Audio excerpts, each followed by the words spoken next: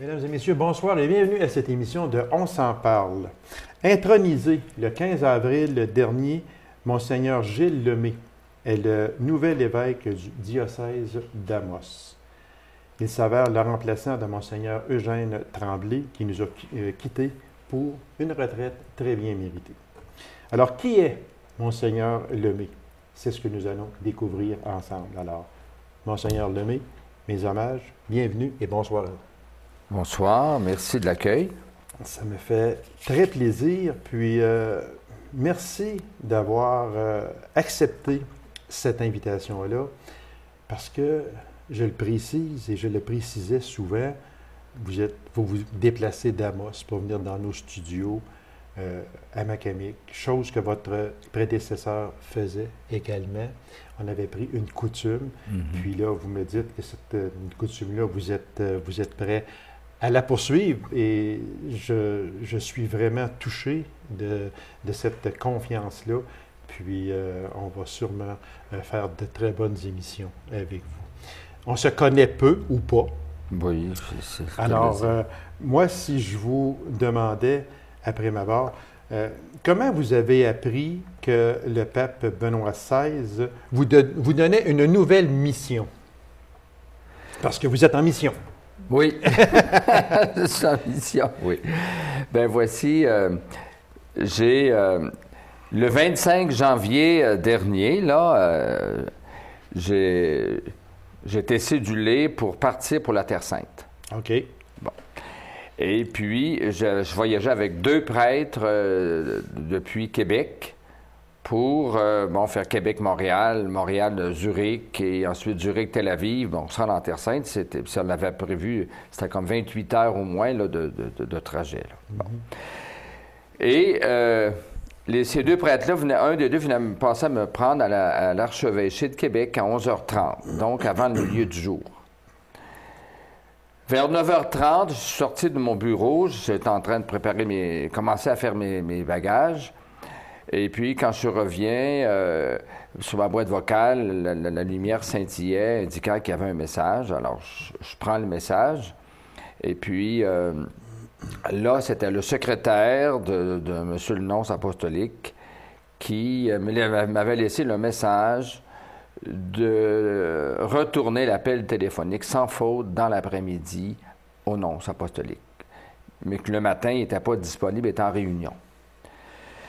Bon, alors j'ai été très, très dérangé. Mes bagages, comme je dis, là, je partais, puis je me demande, ça se fait que ça arrive un matin, ça. Puis je savais très bien que le nonce apostolique ne m'appelait pas pour me souhaiter bon voyage. Je pense pas. Je penserais pas.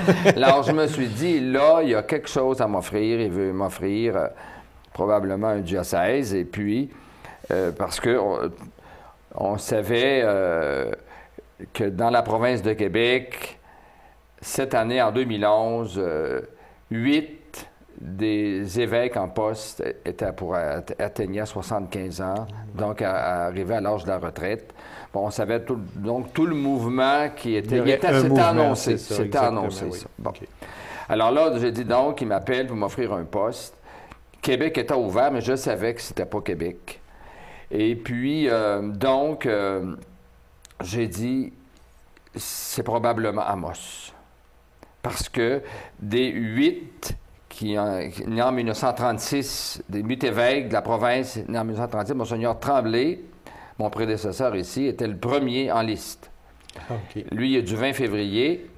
Alors, on était au 25 janvier. Il était sur le point d'avoir ses 75 ans. Puis moi, je l'avais entendu dire, moi, quand j'aurai mes 75 ans, je vais être clair avec Rome que... Oui, il me l'avait dit d'ailleurs ici en entrevue. Oui, c'est ça. Bon. Alors, je me suis dit, c'est probablement ça. Mais là, je me suis même posé la question, est-ce que je dois annuler mon voyage? Bon. Alors là, intérieurement, ça m'a dit, pars, t'appelleras en chemin. Bon. Alors, là, sur la boîte vocale, il n'y avait pas de numéro de téléphone indiqué. Alors, je prends le bottin du Canada, puis là, je prends le numéro de téléphone, je prends le numéro, puis je mets ça dans ma poche de chemise, et puis là, je pars. À Montréal, on avait plus de 3 heures d'attente, alors je me suis esquivé des 2 prêtres qui étaient avec moi pour aller faire l'appel. Et ça sonne 3 coups, ça tombe sur le fax. Bon, là, tiens, ça va mal, mon affaire. Ça allait pas bien, là. OK. Je compte-tu pareil? Oui. Bon, alors là, je me suis dit, mais là, tous les coups, je me suis trompé. J'ai réessayé une autre fois pour le doute, même phénomène, ça sonne 3 fois. Ben là, je dis, ça me sert rien d'appeler 10 fois. Bon. Alors, comme j'étais déjà parti, là, ben là, j'ai dit à la grâce de Dieu, là, j'ai continué mon chemin. Donc, c'est seulement le lendemain soir qu'on est arrivé à Tel Aviv. Puis de Tel Aviv, on avait encore 2h30 d'autobus à faire pour se rendre en Galilée, dans la partie nord. Bon, alors, arrivé à l'hôtel, je demande à la personne qui était à l'accueil qu'est-ce qu'il fallait faire pour appeler... à faire un appel téléphonique, elle m'indique tout ça. Alors, comme il y avait le téléphone dans les chambres, je me restais une autre fois. Il était à 10 heures du soir là-bas, alors on avait 7 heures d'avance sur le Québec, sur le Canada. Donc, je dis, il est en plein milieu de l'après-midi à Ottawa. Je réessaie, même phénomène. Bon, là, j'ai dit, il n'y a rien à faire. Fait que là, j'ai dit, je vais attendre. Fait là, le lendemain, on commence la session commence j'étais au Mont des Béatitudes, un centre de congrès là, qui appartient au chemin du Néo-Catéchuménat. Un édifice magnifique, là, on voit tout le lac, c'est de toute beauté. On était à la fin de la journée, j'avoue que ça m'avait pas plus préoccupé qu'il faut dans la journée, mais le soir, on était en pause, au début de soirée, tout d'un coup, on vient me chercher, Monseigneur Lemay, vous êtes demandé au téléphone. Alors, puis, on m'amène, on me dirige où aller, au secrétariat, et puis, en chemin, on me dit, c'est Ottawa. Ah, ben là, j'ai dit, c'est le nom, ça apostolique, là, ça y est, il me rejoint. Là, ça y est. Là, on se parle. Là, on se parle. On ferme le fax, puis on se parle. Oui. Alors, là, je signale le numéro. C'est son secrétaire, évidemment, qui me répond. Puis là, il me dit, oui, monsieur le nonce veut vous parler. Bon, alors, à un instant, il va venir tout de suite. Fait que là... alors là, il me dit... Puis moi, entre parenthèses, les 28 heures qui ont séparé, là, moi, j'avais eu le temps de ruminer bien des affaires. Sûrement. Hein? Vous avez pensé à beaucoup de choses. J'ai pensé à beaucoup de choses. Puis là, je me disais, là, ça se peut-tu qu'ils me nomment si loin que ça, à l'Abitibi? Parce que, de fait, moi, j'avais aucune attente. D'abord, moi, j'avais jamais pensé que je serais évêque. Okay. Pour moi, là, moi, je suis pas un carriériste. C'était pas un plan de carrière arriver à être évêque. Là. Moi, j'étais être cardinal puis être tout ça. Non, absolument pas. Moi, vous étiez là pour servir l'Église, pour servir Dieu, exactement. Mais comme prêtre. Oui. Oui, puis moi, je suis heureux au ras du sol, là, au niveau des gens, avec le peuple. Bon, c'est ça, moi, qui fait ma joie, d'être en relation immédiate avec les gens. Okay. Puis moi, je ne suis pas un intellectuel non plus, là, un gars qui dévore les livres, là, puis qui va faire des projets, là, bon. Alors, donc, puis à Québec, ben, moi, j'étais auxiliaire, et puis j'étais très heureux là, puis j'avais pas d'attente, là, j'attendais pas après un titre. Et votre famille était là? Ma famille au complet était dans le diocèse de Québec, on est 15 frères et sœurs. Puis toute ma famille est là, mes amis. J'ai étudié, moi je suis un prêtre du diocèse de Québec, donc je connais très bien le Québec. Donc vous étiez chez vous? J'étais chez nous, oui, j'étais vraiment chez nous. Puis là, on vous demande de sortir de chez vous? Oui. Puis de vous en venir en Abitibi. Oui. Qu'est-ce que c'est ça? Puis l'Abitibi que je connaissais pas du tout. Non, que vous connaissiez pas du tout. Moi, la seule personne que je connaissais en Abitibi, c'est Monseigneur Tremblay. Parce qu'il avait été mon formateur. Et vous en veniez le remplacer? Je m'en venais le remplacer. Voilà. Fait que là... On est dans le noir. Oui, c'est ça. Fait que là, vous avez appris que... Alors là, le nonce apostolique, Monseigneur Pedro Lopez Quintana, me dit, d'entrée de jeu, il me dit, le Saint-Père, quelque chose à vous proposer. Il dit, ça va vous éloigner beaucoup de Québec. Bien, tout de suite, en disant ça. Voilà, là, bon. On s'en vient chez nous. Et puis, ça va vous éloigner beaucoup de Québec. Mais on sait que moi, j'ai déjà été missionnaire. Hein. J'ai été 15 ans en Amérique du Sud. Exactement. Alors, on sait, je sais que vous avez une expérience missionnaire, puis là, le Saint-Père vous nomme évêque d'Amos. Acceptez-vous. Bon. Dans mon cœur, là, veut dire, j'aurais souhaité que ce ne soit pas ça, mais comme c'était ça, ben, je me suis dit, c'est vraiment la volonté de Dieu. Puisqu'en plus, il m'amène en Israël, à l'endroit où son Fils, est dans la chair, où Dieu s'est incarné dans notre chair humaine. Puis c'est là, il est venu pour nous enseigner quel genre de Fils que notre Père du ciel veut, hein, celui qui fait sa volonté.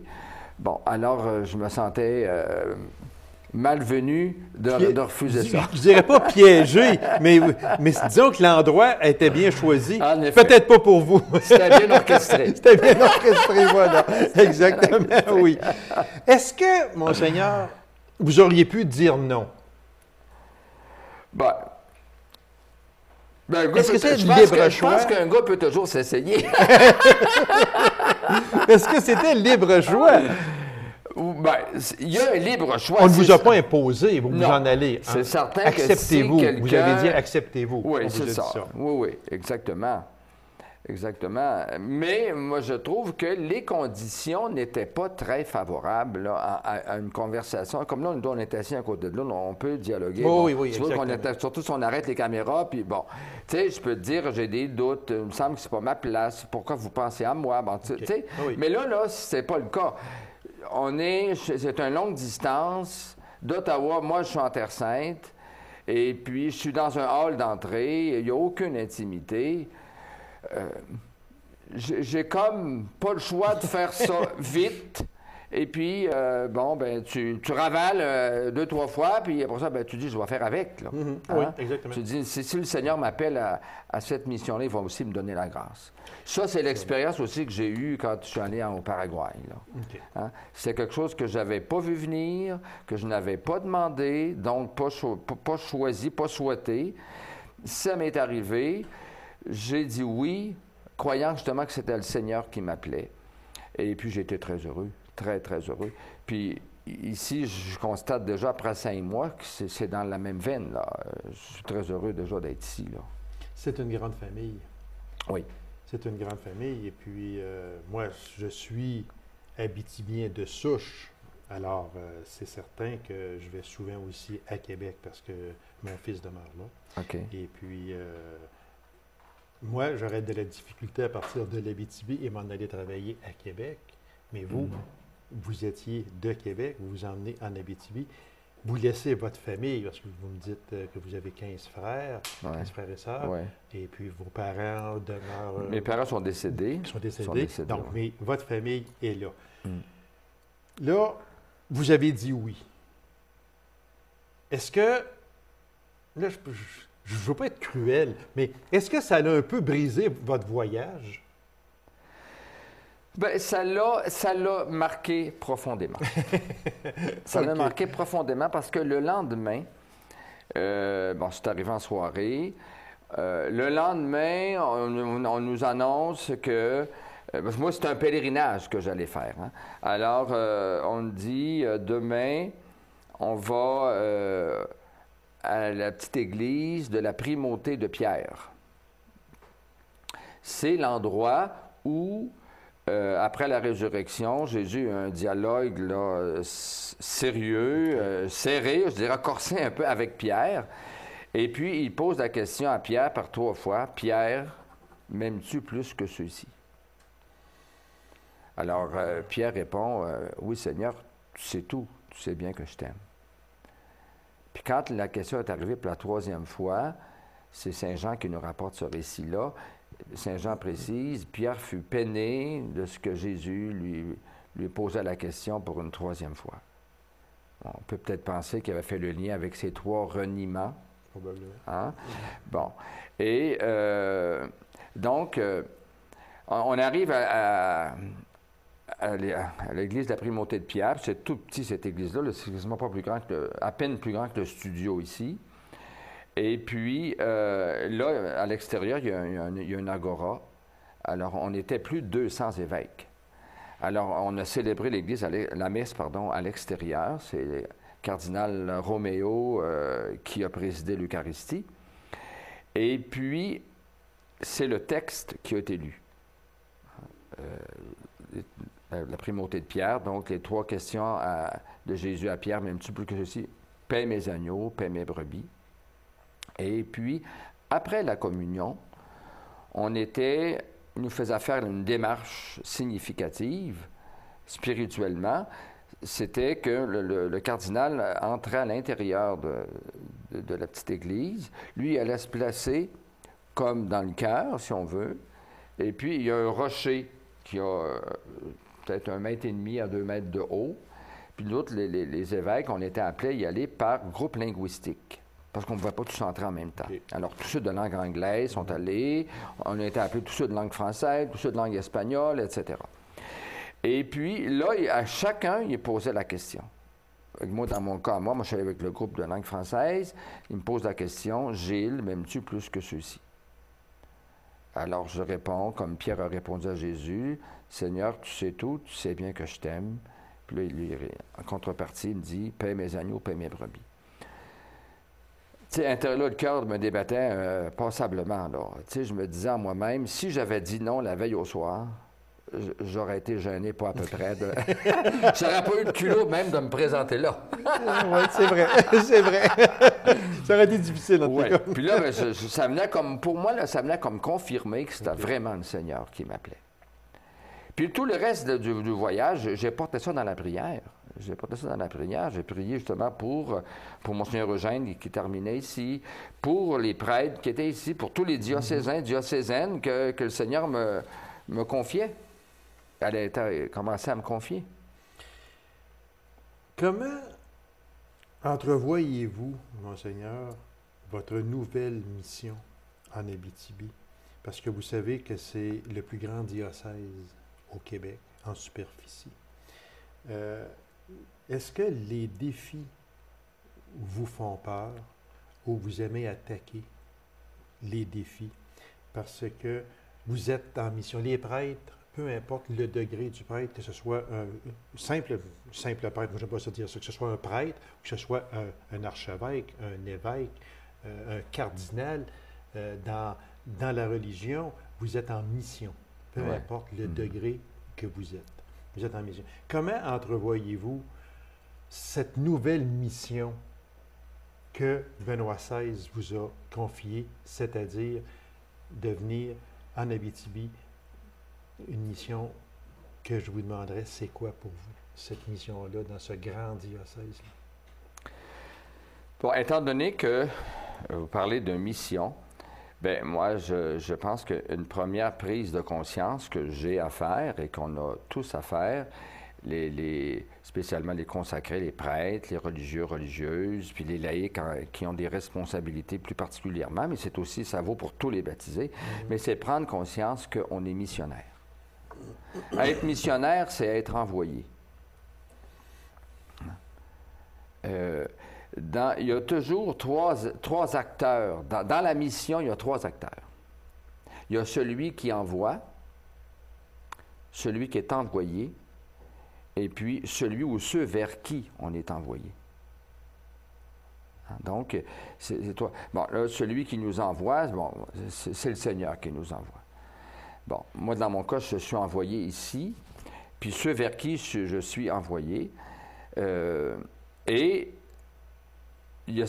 pour moi, je dirais, ça m'habite, ça, profondément, que je suis envoyé au nom du Seigneur. Puis je suis envoyé pour être témoin de l'amour du Père. Avant je dirais, de faire toutes sortes de programmes, puis de toutes sortes je dirais, de fixer des beaux objectifs, puis bon, comment on va les réaliser, puis tout ci, puis tout ça. On peut avoir des belles choses sur papier, mais si d'abord on n'incarne pas l'amour du Père, sa bonté, sa tendresse, sa sollicitude, sa bienveillance pour les gens, hein, on n'est pas, je dirais là, ça va détonner. Il va y avoir un manque de transparence, un manque de cohérence surtout, et puis nos beaux projets risquent de ne pas aller loin. Donc, puis ça donne bien, entre parenthèses, il y a 2 semaines, on était en assemblée plénière, tous les évêques de la province de Québec. Puis, disons qu'on travaille, on a des horaires très chargés le jour, mais le soir, on a différentes activités qui sont plus de fraternelles. Et puis on nous a présenté le film de la série sur Jean 23, le bon pape Jean 23. Angelo Roncalli. C'est ça, exactement. C'est oui. Vraiment bon. Puis là, justement, on a vu des phases importantes de sa vie. Puis le petit Angelo, il a été séduit à son enfance par un curé de campagne. Puis lui, il voulait être, son appel intérieur, c'était d'être un bon curé de campagne. C'était un bon curé de campagne. Et puis, dans le fond, ça l'a habité toute sa vie. Mais quand est arrivée l'élection, après le décès de Pie XII, hein, c'est seulement au 11e tour de scrutin que la lumière, je veux dire que la fumée était blanche, que c'est lui qui a été élu. Mm-hmm. Mais on voit, tout ça, le film nous montre toutes les manigances qu'il y a eu, les derrière de coulisses. Hein. Et puis, il était un des seuls, en tout cas lui, c'était évident, qui n'avait aucune ambition de devenir pape. Hein? Puis c'est lui qui a été choisi, c'est lui qui a été appelé à la fin. Et puis, c'est lui qui a incarné, justement, cette bonhomie de Dieu, la bonté de Dieu. Ça a fait un contraste avec, je dirais, ce qui avait précédé. Puis c'est lui qui a lancé le concile, qui a demandé le concile Vatican II pour un nouveau printemps dans l'Église. Dans les années 60, au milieu des années 60. 62. C'est justement ce concile-là qui a changé beaucoup de choses. On va s'écarter juste un petit peu, si vous me permettez, là, Monseigneur, parce que j'aimerais vous poser, puisqu'on en parle, en 65, le Vatican II a changé beaucoup de choses dans l'Église. Mm-hmm. Et je pense que c'était dû à ce moment-là. Ça fait quand même près de 50 ans, ou pas loin. Ouais. Est-ce qu'on est dû pour un Vatican III? Parce qu'il y a des choses à changer dans l'Église aujourd'hui. Ce n'est plus la même chose. Parce que moi, j'ai fait des émissions beaucoup avec des religieux, dont l'abbé Godreau, entre autres, qui a écrit le livre « Faire Église autrement ». Oui. C'est vraiment extraordinaire. Donc, est-ce qu'on peut avoir un autre concile? Est-ce qu'il y aurait beaucoup de choses à changer dans l'Église d'aujourd'hui? Bon, il y a des choses à changer, oui, mais à mon avis, on n'a pas besoin d'un concile pour les changer. Si on appliquait le concile, notre problème, c'est qu'on a du retard, beaucoup de retard, à mettre en opération ce que le concile a identifié ou les changements qui nous ont invités à faire. Parce qu'il reste des changements encore qui n'ont pas été faits de Vatican II. Énormément. Énormément. Toute la notion de l'Église, peuple de Dieu, hein, toute la, je dirais, se concevoir comme Église, comme étant le ferment dans la pâte, comme étant au sein du peuple de Dieu, au sein du monde, étant dans le monde, là, le signe, puis le reflet de la présence de Dieu, c'est Vatican II, ça. Hein? Mais ça prend du temps avant d'y arriver. Ça prend beaucoup de temps avant d'y arriver. Monseigneur, tantôt, vous avez dit que vous étiez un prêtre terre à terre, près du peuple. Vous aimez être près du peuple. Ouais.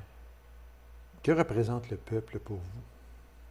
C'est quoi le peuple? Bien, pour moi, le peuple, c'est ma famille, c'est mes frères et sœurs. Moi, je disais que je suis né dans une grande famille. Je suis le deuxième moment à mes 17 enfants au monde. Les 2 qui sont morts petits bébés, là, ils ont été baptisés à l'Église, mais ils sont décédés peu de temps après, quelques jours après. Et puis, donc, j'avais 19 ans quand la plus jeune est venue au monde. Et année après année, il y avait une nouvelle personne, un être nouveau qui arrivait à aimer. Puis pour moi, chaque fois, c'était une fête. Puis la paroisse où j'ai grandi, c'était une paroisse de 800 à 900 de population. C'était une grande famille, mes oncles et tantes, mes grands. La moitié de la paroisse, on était pareil avec la moitié de la paroisse. Puis ma vision s'est agrandie parce que j'ai un des frères de maman qui a été missionnaire en Haïti.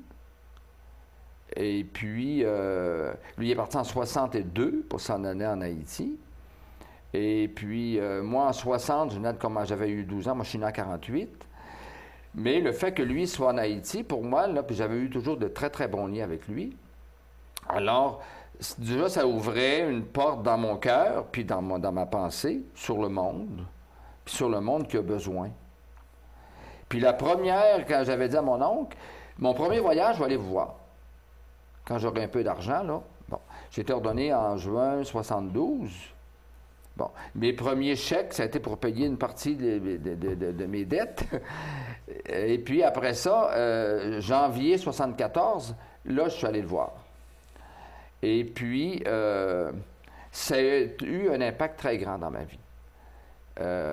D'abord, il faut dire que quand moi j'étais, avant d'être ordonné prêtre, il y a le diaconat, hein, qui est un pas important qui est fait déjà partie du sacrement de l'ordre.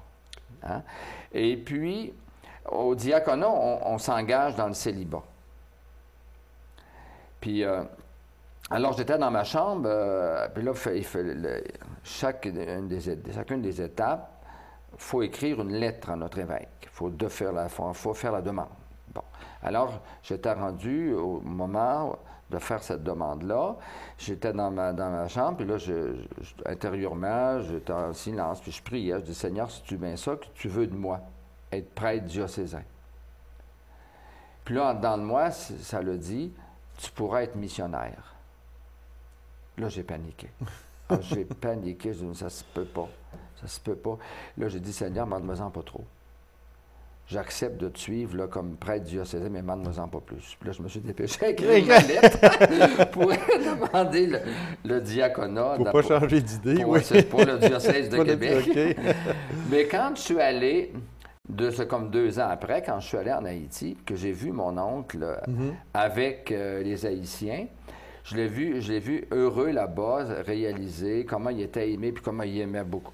Alors, je me suis dit, en dedans, là, moi, ça m'a dit, oui, Gilles, toi aussi, tu aurais pu être missionnaire. Je pense que tu aurais été heureux comme missionnaire.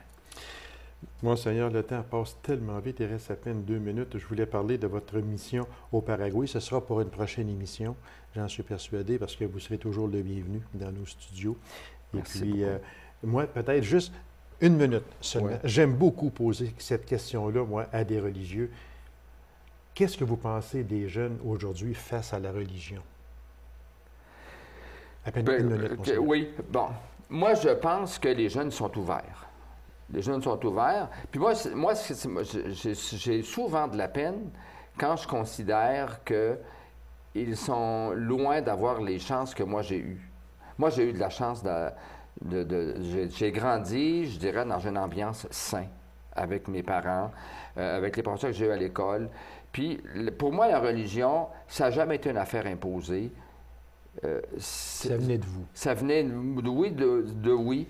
Puis, c'était harmonieux, puis c'était beau. Puis aujourd'hui, je trouve que beaucoup de jeunes ont des vides intérieurs parce que ça ne leur est pas proposé. C'est vrai. Monseigneur, c'est tout le temps que nous avions. Ça a passé tellement vite. J'ai encore beaucoup de questions à vous poser. On va vous réinviter. Bon, ça me fait plaisir. Et je vous remercie beaucoup de vous être déplacé d'Amos-Samakamic dans nos studios. Puis, soyez sûrs d'une chose, notre porte sera toujours ouverte, puis vous serez toujours le bienvenu chez nous. Bien, merci beaucoup. C'est moi qui vous remercie. Alors, mesdames et messieurs, merci d'avoir été là. On se donne rendez-vous à une prochaine émission de On s'en parle pour avoir de bonnes semaines.